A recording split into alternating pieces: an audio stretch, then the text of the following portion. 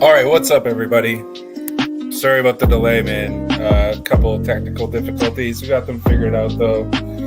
Hopefully, everybody can hear me.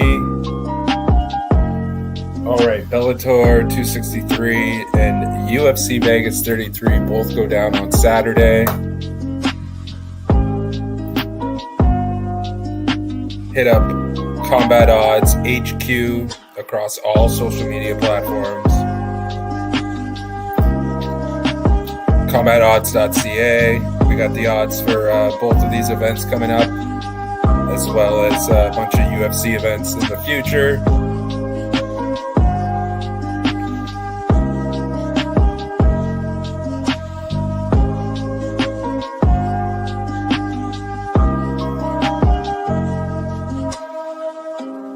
Also hit up the Patreon for all my bets for UFC 33 and Bellator 263. And also, if you like this setup, StreamYard promo link, get $10 off for your sign up. And yeah, let's get to it, man.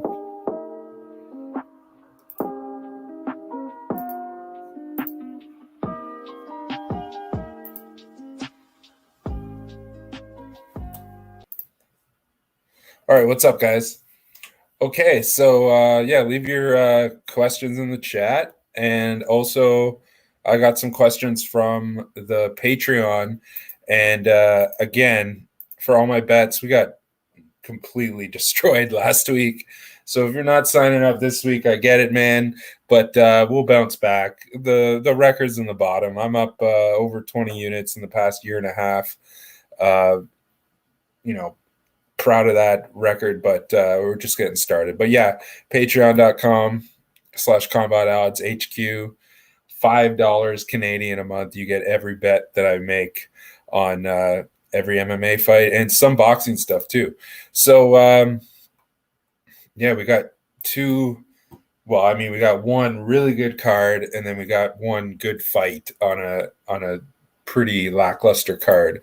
But so yeah, let's get right into it. My first question that I got, pretty much a consensus question from the Patreon, my best dog for Bellator 263 or UFC Vegas 33. And yeah, let's I honestly got to say my favorite, also as a qualifier, just got to say, I've broken down Bellator a lot more than I've looked at in the UFC. We're going to do the weigh-in show on Friday afternoon, and I'll have more looks basically for the UFC. But beyond that, I already touched on it for the post show on Bloodshed. But beyond that, honestly, my best dog for UFC Vegas 33 has to be Uriah Hall. He's just he's just a lot more fleet of foot. He's going to be a lot more lighter on his feet. He's probably just straight up the better striker than Sean Strickland. I don't know. Sean Strickland, 10-3 since his 2014 UFC debut. 6 of those 10 wins inside by decision, and 4 of those 10 wins inside the distance. He's cashed a lot of decisions, and he's been on an absolute tear. But if you compare him honestly to Uriah Hall, Uriah Hall has lost some fights. He's 8-5 in his last 13 UFC fights, but with 7 of those 8 wins coming for Uriah Hall inside the distance, albeit the last 2 fights, one of them against Anderson Silva, and then the next one was the leg break against Chris Weidman. So, but look at Uriah Hall's losses. His last loss was to Paulo Costa. Before that, Gegard Mousasi. Before that, Derek Brunson. Before that, Robert Whittaker. He has some losses. He had a 3-fight losing streak in 2015 and 2016. But like I said, to Whittaker, to Brunson, to Mousasi, and then he beat Krzysztof Jotko, and then he lost to Paulo Costa. He's on a 4-fight winning streak since then. and this is a thing where it's kind of like perception is not reality, because Uriah Hall, he went on a big stretch. He fought Shoeface in 2019, in September of 2019, won a split decision, and then he was supposed to fight Jacare on that April 18th card, UFC 249, the original UFC 249. That didn't happen. And then he was supposed to fight him again at the, UFC 249 2, the one that actually happened in Jacksonville. Jacare got COVID. That didn't happen. Then he was supposed to fight Yoel Romero on August 22nd. I don't remember that, but that was also canceled because of COVID. And then he got back into the cage on Halloween against Silva, beat him up basically for 4 straight rounds, got the stoppage in the 4th round, and then we all know what happened between him and Chris Weidman. So, I feel like we haven't seen the best of Uriah Hall's abilities in since pretty much 2019. And even that performance against Shoeface was not very good. But yeah, if you're telling me you're giving me plus 190, which I see plus 185 on Uriah Hall, I gotta go Uriah Hall. And I'm not taking anything away from Sean Strickland, but I just know this fight is a lot closer than what the odds indicate. And it's as simple as that, man. Okay, as far as Bellator 263 goes, this sounds insane. It might sound crazy to a lot of people, but I gotta say, the my favorite dog on the card for Bellator 263, it's Manny Muro. It's 100% Manny Muro. And look, Usman Nurmagomedov, we all know he's he's a Dagestani. He's Habib's cousin. He's gonna have probably Habib in his corner. But he's 23. He's pretty young. He's definitely had his record is pretty soft. He's definitely have a cushioned record at 12-0. His record has definitely been a little bit, he's fought some cans, and he's also fought a lot of guys younger than him. And Manny Muro is 11 years older than him at 34 years old. And look, I know Manny Muro is not that good, but if anything, he's a tough guy. He's a really tough guy. And they brought him in on short notice to fight Nick Newell. Bellator did a couple years ago, and he cashed as like a plus 700 underdog in a split decision. Then they brought him back. They liked what they saw out of him. They brought him back in for another run against Devin Powell. That was in November of last year, and he cashed again as like a plus 220 underdog. And this is a guy, he came in short notice before those 2 fights. Came in short notice against Ken Culture, who's just a nobody. He came in on short notice for Rage in the Cage, Oklahoma City lightweight championship bout, and won. Before that he had 3 straight losses, but this guy just seems to always rise up. And I'm not super confident in this as the money line, but I still see over 1.5 rounds at minus 125. Fight goes the distance, yes, at plus 175. And you look at Usman Nurmagomedov. He fought Mike Hamill in his Bellator debut, and he should have. And it was the same situation as this, where the over was 1.5 rounds, and he was a massive, like almost a minus 1,000 favorite, and it went to decision. And Mike Hamill, props to him for surviving. And but the thing about him, he just his striking is just not there. He's just that wrestle first guy, and he had no chance wrestling against Usman. And Nurmagomedov, I think their thing is they want to show their striking, right? They want to show their striking because they're all known for their wrestling. So they all want to come out similar to Islam Makhachev. They all want to come out and stand and bang so that it kind of gets rid of that stigma of them just being, wrestle heavy fighters. So in this case with Manny Muro and Usman Nurmagomedov, Nurmagomedov, he has slick kicks. He's got really he's a precision striker. Everything is everything is really is all there as far as just his overall striking game. He's his striking is right there with all those other AKA Dagestani guys. His striking is probably better than Khabib's. Khabib's striking is a little bit awkward. He has like those upward uppercuts, straight arm uppercuts and stuff like that. Not this guy. He's got like a Thai style, very, very slick and precise. But with that being said, man, Manny Muro's coming out there and he's just walking forward. And he's just walking forward, and he's just walking forward. And I feel like the thing about, everybody thought that he was going to, Usman Nurmagomedov was going to be able to drop my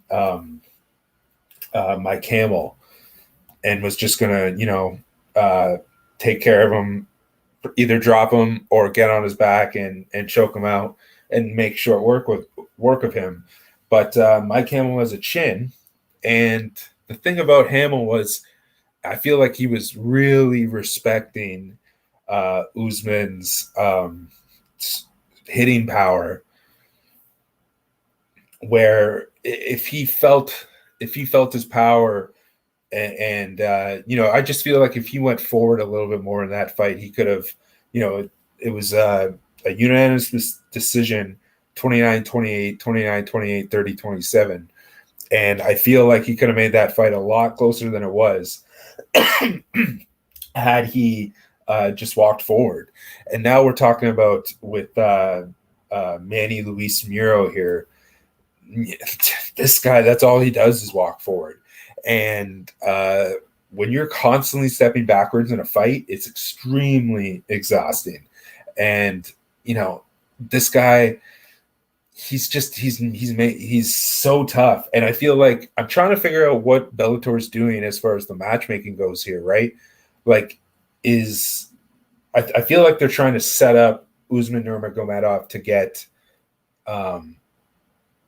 they must be trying for him to go out there and get a highlight reel submission or something like that. Because I'll say this, if Manny Muro, if Usman Nurmagomedov goes out there and just has a wrestle-heavy game plan, I don't think Manny Muro has much of a chance. But I don't think he's going to. You look at Nurmagomedov's fight against Mike Hamill, he could have did the same thing, but he didn't. He just stood there for 3 rounds. He went toe-to-toe with him for 3 rounds, And, he gave up a round in a fight that he was, a minus 1,100 favorite. He lost 1 round. He lost 1 round on 2 judges' scorecards.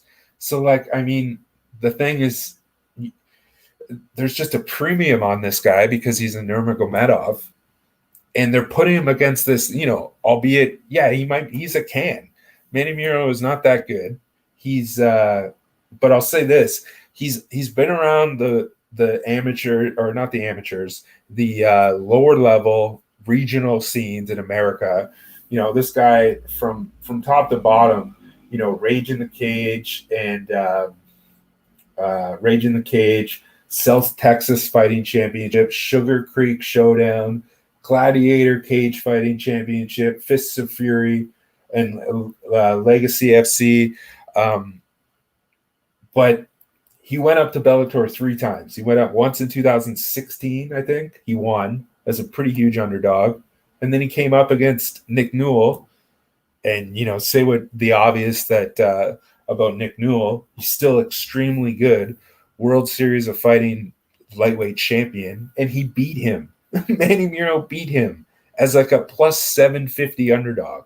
And then Bellator liked him so much that they brought him back, and he cashed again as like a plus 220 underdog and against Devin Powell.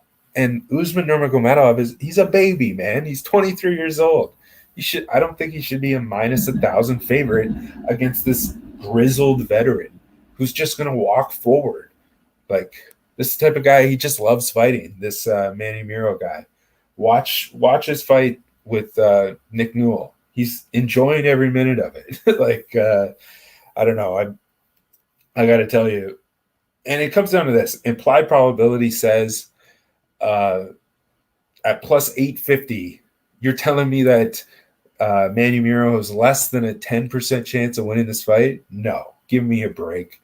Give me that plus 850 all day on this guy. You know, I'm not saying it's my most confident pick, but I'm definitely going to have a small little, 1% play on this guy because it's the line's so out, the line's so off that as a value player, I just have to do it. And I'll say this too.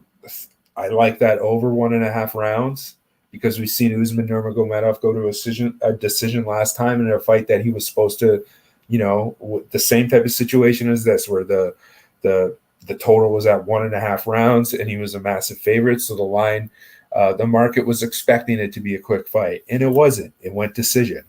So I'm telling you right now, small play on Manny Muro at that magical plus 850.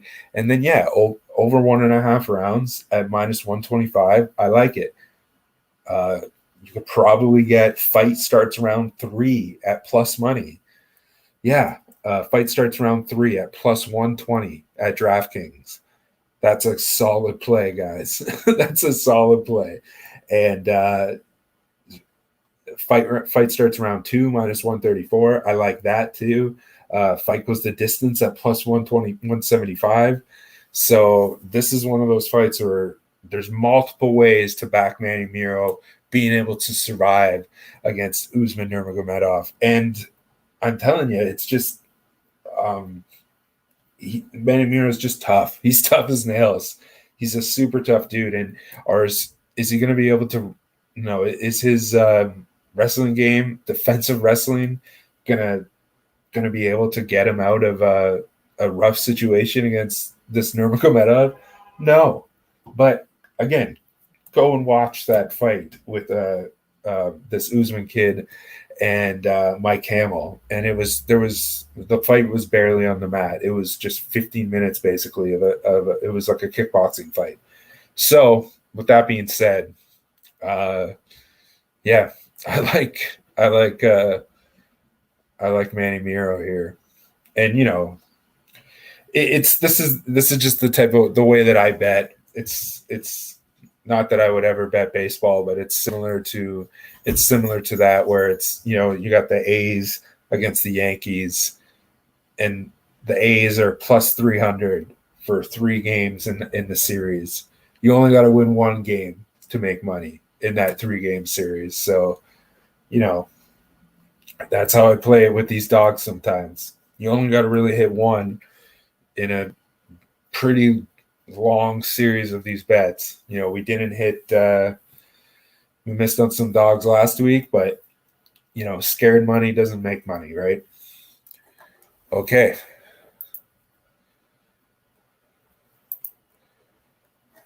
Pitbull or McKee?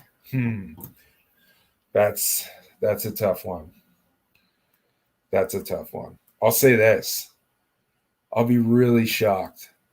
If Patricio doesn't close as the underdog, because based on all the breakdowns that I've seen out there on the internet, on YouTube, I see everybody's on McKee. So if everybody's on McKee, I can see this Pitbull minus 120 line disappearing, because it's a toss up. And for me, honestly, as a pick, as just, I mean, who's gonna win the fight? My pick is Pitbull. I think Pitbull wins this fight. I think the odds are a lot like are it's a complete coin flip, 50% on each side. You know, if these guys fought 100 times, I feel like the outcome would be different in all 100 times, and 50 of them, 50 of them Pitbull would win, and 50 of them McKee would win. I think it's right down the middle. A problem be on the side that plus money is on as far as betting goes, though. And I also think that I don't think this fight goes a distance. I see it at minus 200 at 5 dimes right now. Fight goes a distance, no. I like that a lot. I like under 3.5 rounds at minus 115. I like that a lot.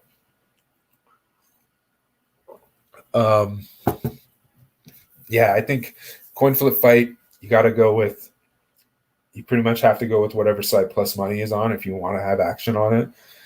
And my pick, basically, the way I handicap this is I think Pitbull gets it done. I think he's excuse me, I think his hitting power is just, I don't think, McKee 17-0, but I don't think he's faced somebody as ferocious and as hard hitting as Pitbull. There's a reason why this guy has just, he's been in wars, and even with guys a little like much taller than him. Look, against not Caldwell, Strauss. He had some wars with Strauss, right? And those were he won 3 of those 4 fights. So I mean, the hitting power, whether he's at lightweight, whether he's at featherweight, he's even talked about moving down to bantamweight and becoming a 3 division champion, which I think he could do too. I think a lot of people are writing off Pitbull a little bit too soon, and I think it's a mistake because as good as McKee is, he's a homegrown Bellator talent. He's been treated with kid gloves. Let's not kid ourselves here. He's only had some seriously some really tough challenges in his career. He's 11-0 since 2017, but he's only cashed for plus 1.97 units across those 11 fights. So he's just been a massive favorite in every single fight that he's been in, and he's fought to the expectations, but he hasn't exceeded them yet because he hasn't been in this type of fight. And Pitbull has, and Pitbull has exceeded the expectations multiple times as a big underdog, especially on that inside the distance prop. 7-5 on the inside the distance prop since 2015 in his last 12 fights for plus 8.36 units profit. The under has gone 7-5 in his last 12 fights. And yeah, 10-2 in that stretch. I think as far as exceeding the expectations and showing and, shocking people and showing people there's way more to his game, I think Pitbull's the guy. If you just look at these numbers, and that's not, AJ McKee is 7-4 on the inside the distance prop since 2017 for plus 3.95 units profit. But an interesting thing is both these guys, they're tied for, I think they're tied for 12 apiece. That number might be incorrect, but I know that they're tied for the most finishes in Bellator featherweight history. So if one of these guys get the finish, it's a record for them. And this is just this fight is historic. Pitbull has the most title fight wins in Bellator history. AJ McKee has the most consecutive wins in Bellator history with 17. There's just so much history on the line here. And, a lot of people think it's this passing the torch type moment, but I feel like it's more going to be this y'all must have forgot type moment where Pitbull is going to, prove postpone the coronation of AJ McKee because, yeah, he probably will be champion at some point, and he'll probably beat Pitbull at some point, but I don't know if it's going to be here because, look what he did to Emmanuel Sanchez. Emmanuel Sanchez, who I'll talk about in a second here, a guy who's never been finished before, and he finished him in like 3 minutes, dropped him, and just the way that he put on that I guess it was like a modified anaconda. The way that he's put that on was just a thing of beauty, man. And he's and I'll even say if you go back, McKee, who did he fight? It was Darian Caldwell. The McKee Darian Caldwell fight. There was one moment in that fight very early on where Caldwell kind of rocked him, and McKee he kind of turned his back. And I'm telling you, if he does that to Pitbull, that'll be a wrap. I don't know. I feel like that was one of the only times that he's been hit by a guy that has really connected with some serious ferociousness. And I think Pitbull is going to do that to him too.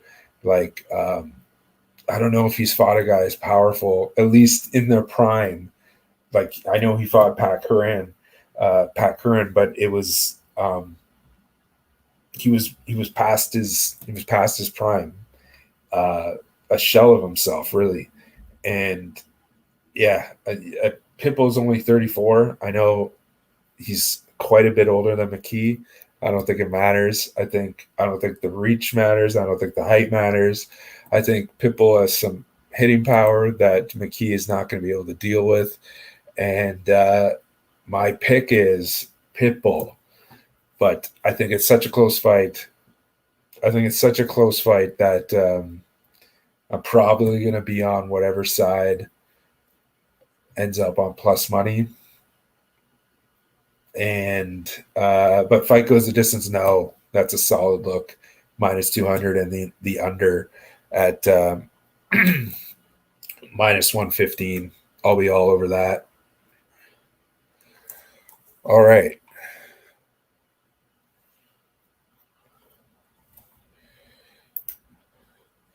Do you think there'll be more bad judging this weekend? Yes. Yes, I do. Because not only are we in California for Bellator, and the California State Athletic Commission is just notoriously terrible for boxing and for MMA. Remember when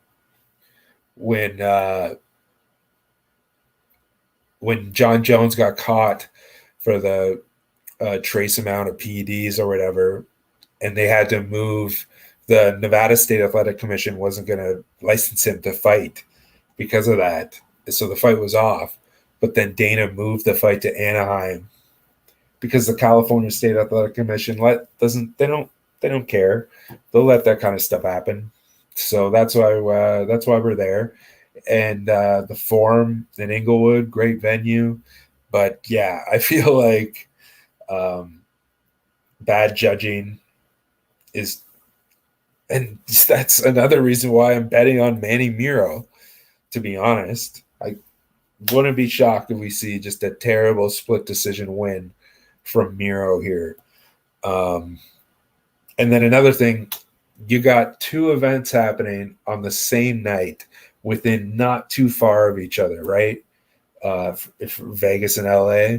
So you're going to get the B crew at some point. Some of these fights are going to have the B crew because it's different when you have like a Friday in Uncasville and then a Saturday in Vegas. Some of those judges will travel. But when you have them both on the same night, it's the same with the refs, right? You'll watch even with BKFC. You'll see it even with Bellator. You see a lot of the same referees. Sometimes there's more in Bellator that you don't see in the UFC. But you see Herzog and Bellator and stuff like that. We used to see Herb Dean a lot more in Bellator, not as much anymore. But it's the same thing with the judges.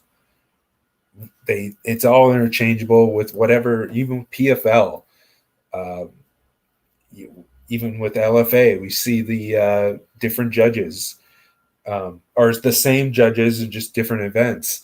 But you see, there's, depending on where you are, and that's what we've talked about before, was like in Virginia or in Texas, where they have, they bring in their own guys sometimes, which is, that whole good old boys thing where it's just people making money, people getting paid extremely high amounts of money to do things that they're not qualified to do, and sometimes they'll bring in their own people.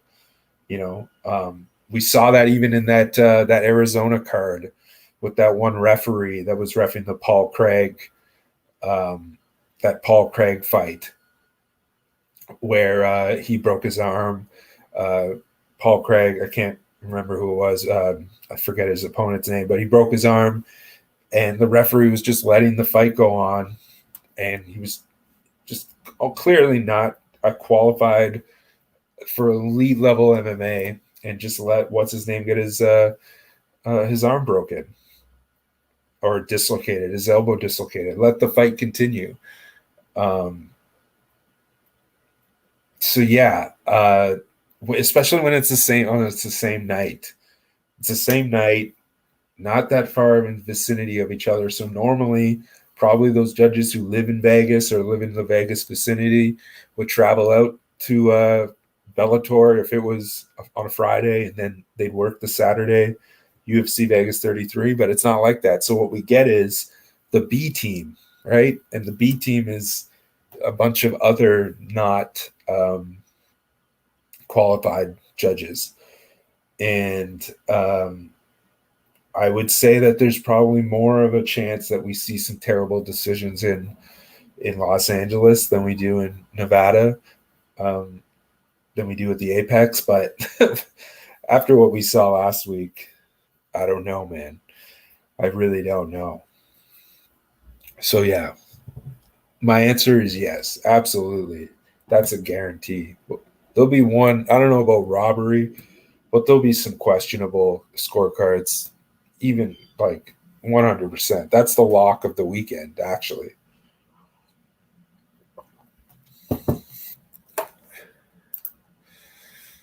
Oh, here's one. This is a deep cut. Now that Holly Holm is scheduled to face Norma Dumont, who do you Miesha Tate fights next? I mean, I wrote that, so that's. I mean, somebody asked the question, but I paraphrased it and I clearly wrote it wrong. But yeah, who do I think Miesha Tate fights next? And either Kunitskaya or Aldana probably makes the most sense. Yeah, probably Kunitskaya or Aldana. We've gone over this a bunch of times. I'm not gonna relitigate it. Oh, here's a good one. I thought you said that Miranda Maverick was going to win. Well, that's a Patreon follower, so thanks for that. I appreciate that. That was probably the worst decision of the year, and we were on the right side. Just, it's like betting baseball. You bet baseball, you can't handicap for a bad umpire, and basically that's what happened. We ran into a terrible umpire, which were 3 really bad judges, or at least 2 really bad judges. Okay, so I'm going to continue for the next about 10 minutes if there isn't any other questions in the chat. I'm going to continue to go over, we already talked about Usman Nurmagomedov, Manny Muro. We already talked about Pitbull, AJ McKee. Another one that I wanted to talk about was Chris Gonzalez against Giota Yamauchi. That's a great fight. I got to say, I like a lot of dogs. I like a lot of dogs on this Bellator card. And I like Chris Gonzalez here. As far as a bet goes, I feel like Yamauchi, his window to win this fight is it's it's it's it's narrow. The longer this fight goes, the more that I feel like it favors Chris Gonzalez. Um, Gonzalez is 6-0 as a professional, 4 of his 6 wins by way of decision. And Yamauchi is a jiu-jitsu specialist, 11-4 in Bellator, 5 of his last 6 wins coming by way of submission. And Gonzalez is a wrestle heavy fighter, but he'll need to keep this fight off the mat to avoid Yamauchi's just extremely dangerous ground game. And I feel like if Gonzalez can keep the fight standing, Gaiotti has this like karate style. He leaves that lead hand out. He's pretty heavy on that front leg. He's fleet of foot for the first, like the opening minutes of the fight, and then he starts to be more flat-footed. I feel like if this fight stays standing, Chris Gonzalez is a pretty good shot to win. If he ends up doing something stupid, like going for a takedown because he gets hurt, or even just going for a takedown just because he's used to doing that, something like that. If he even ends up in Yamauchi's guard, he's going to be in some serious trouble. But I feel like Gonzalez, it's that southpaw versus orthodox, and I feel like if Gonzalez just throws a nice leg kick, leads the fight with a solid leg kick, that everything based on his striking and that leg kick, and just not going to the mat, I think he's got a good chance. I like him here as a pretty good underdog. What is he lined at? Plus 145. Yeah, I like him. I gotta say, I like him. I like him to win by decision, but even at that plus 145, I like him. All right, the next one, Islam Mamedov against Brent Primus, and this is an interesting one. Mamedov is a minus 200 favorite. Brent Primus plus 175. Former Bellator lightweight champion Brent Primus, and then against this another Dagestani, Islam Mamedov, and it's his Bellator debut. He's 19-1-1. He's a Dagestani fighter fighting out of New Jersey. He's undefeated across, the World Series of Fighting, PFL, and the UAE Warriors promotions. He's only had one blemish on his record. That was a loss way back, and the draw against Loic Radzhabov back at PFL 8 in 2019. And Mamedov, he's won by decision in 5 of his last 9 professional fights. He comes in as, a betting favorite here. And then Primus, 8-1 in Bellator, with his only loss coming in that rematch against Michael Chandler. As I mentioned, he's the former Bellator lightweight champion because he won over Michael Chandler when Chandler broke his ankle in that fight, similar like a Sean O'Malley type situation. He's 5-1 though over his last 6 years in Bellator, with that only loss being to Chandler. 3 of his last 5 wins coming by way of stoppage. I think he's a pretty heavy hitter. Mamedov is it's similar to this, the other fight that I talked about, Manny Muro against Usman Nurmagomedov. Similar to that, Islam Mamedov is very careful, we'll say. He's not that type of in and out guy. He's just very measured. And Primus is, he's a madman. He's a wild man. He's kind of a similar style to Michael Chandler. He's going to come in. He's going to walk forward. He's got that one. He's just got that one cocked hand, and he's a heavy hitter, and I think he's got a lot better chance than what the odds indicate here. So I like him quite a bit in this spot. And then the co-main event, I guess we'll close on the co-main event. This will be a performance bonus, I think. Emmanuel Sanchez against Burnell. Mads Burnell. This is a crazy fight. This is such a good fight and such great matchmaking here. And like I said, Emmanuel Sanchez's only stoppage loss in his career was in the featherweight semifinals against Pitbull. And he's going to be looking to bounce back. And Mads Burnell, 27 years old, out of Denmark. He looks to be on like a career resurgence. He's put together 6-fight winning streak since he was cut from the UFC back in 2018. He's the former Cage Warriors featherweight champion. He's won 7 of his last professional fights, with 5 of his last 7 wins coming by way of stoppage. This is a fight that's just it's fireworks waiting to happen. This is another one. Fight goes the distance, no. Let's see what that's at. This is a coin flip fight right now. Fight goes the distance, no, is at plus 140. Oh my God. Woo-hoo. That's beautiful. I don't understand what they're thinking. I don't understand what the market's thinking. Mads Burnell, since his 2017 UFC debut, is 7-2, with 5 of those 7 wins inside the distance. 7 of his last 9 fights have not gone the distance. Fight goes the distance, no, in his career. Since the UFC debut, from UFC, Cage Warriors to Bellator, fight goes the distance, no, 7-2 for plus 5.38 units. And I guess this kind of makes sense. Manuel Sanchez, 10-4 since 2015, 6 of those 10 wins by decision. So it's kind of one of those fights where it's like the longer it goes, the more more it favors Sanchez as far as just win probability.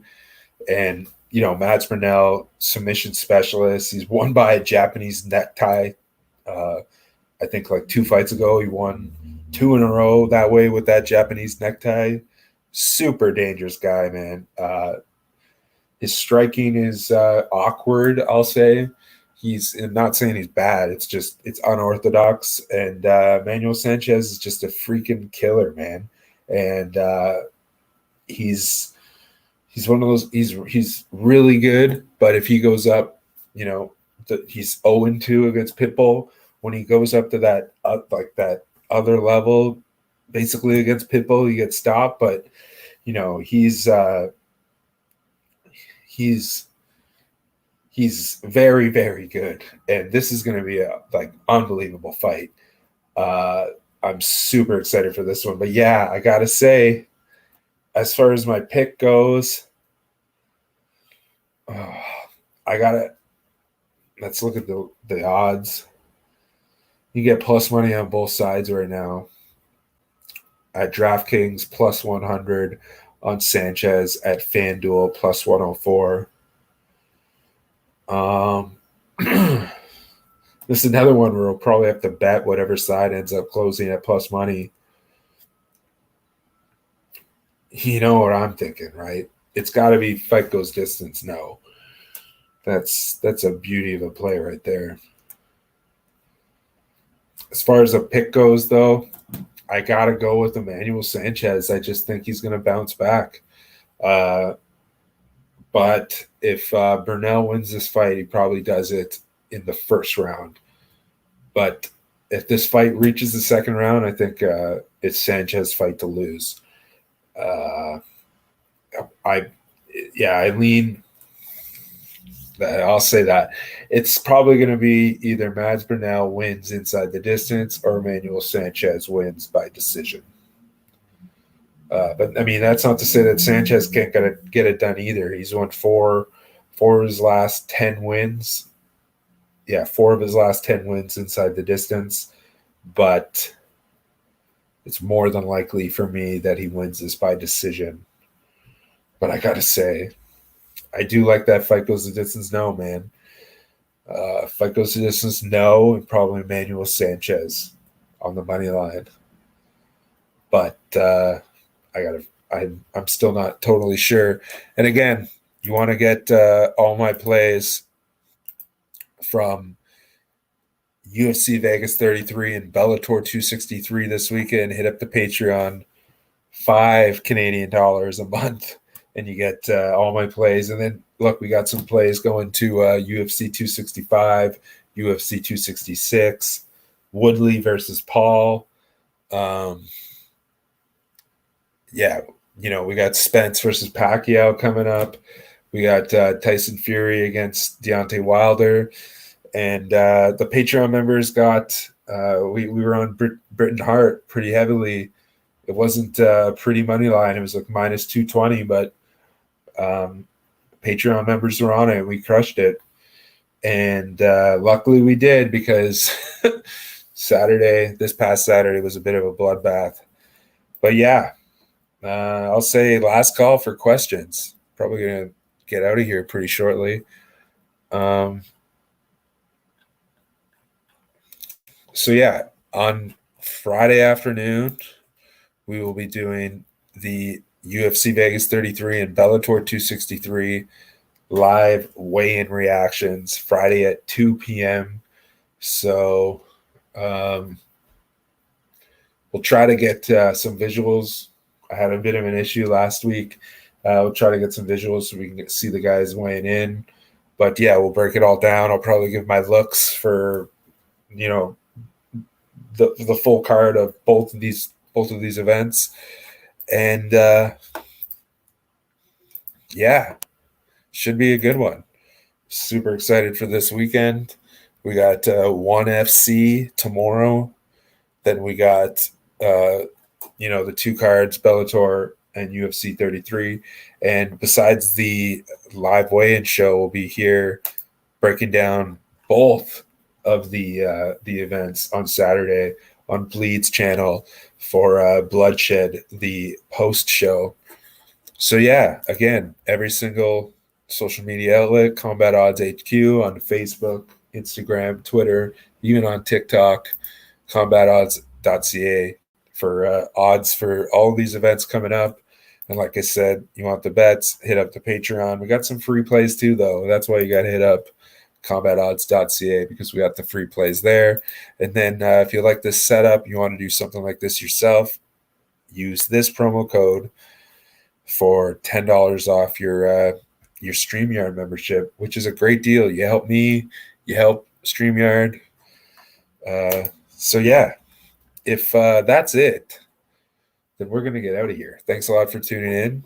And talk to you later.